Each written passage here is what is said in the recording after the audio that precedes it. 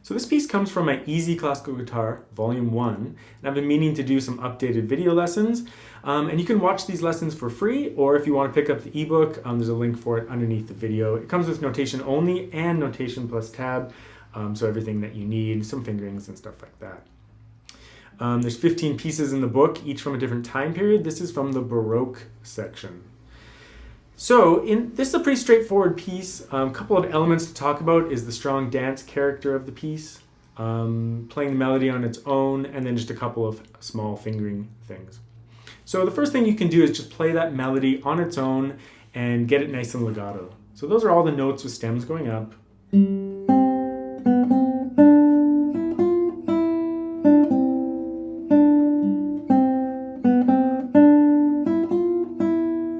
Practice that on its own until it's very smooth and it sounds the way you want it. And then you can add the common chord shapes in.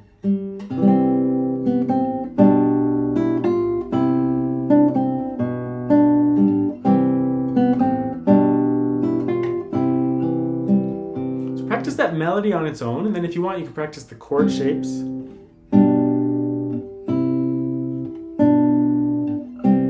Just by going over essentially the first beat of each bar. That'll make sure that your left hand knows what to do in terms of chord shapes, but that you'll always be thinking in terms of a nice legato melody. So go through the piece like that. That's the first half. The second half, lots of fourth finger, right? But nothing to worry about.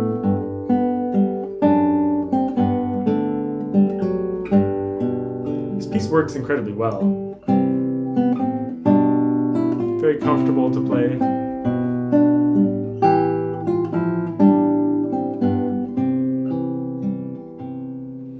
In terms of the right hand fingering, I've listed some right hand fingering for the first line to give you a model to use for the rest of the piece. It's pretty straightforward though. Alternate at all times. When there's a chord, sometimes you have to throw in another finger, or sometimes if it's a 4-note chord, you have to repeat a finger, such as the beginning. There you just have to repeat. But then you don't have to. M-I-P-M-A, I-M-P-A, M-I-P-M-I. So you can see, like, whenever I have to grab a chord, I need to use 2 fingers, and then the next note I try to play with a different finger. That way you avoid repeating fingers and bouncing around in this hand. But I think that pretty much covers it. The only other thing I'll talk about is the strong sense of the pulse in this piece. You pretty much want to feel it just 1 beat per bar. You know, like, it's 3 beats per bar. 1, 2, 3, 1, 2, 3, 1, 2, 3. But it really feels nice if it's just 1, 1, 1.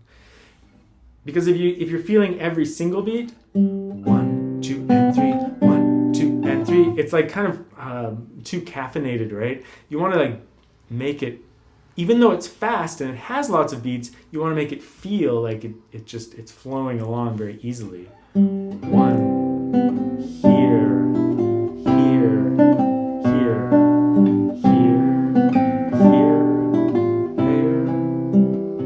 If you were feeling every beat, it just doesn't feel as flowing, right? So you pretty much just want to feel 1 beat per bar and then make the melody smooth, and then you'll have a nice melody, lots of rhythm, and some harmony to fill it in as well.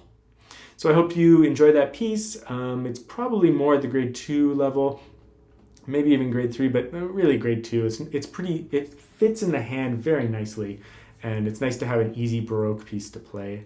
And so I'll be making these updated video lessons for this volume because volume 2 will be coming out fairly soon.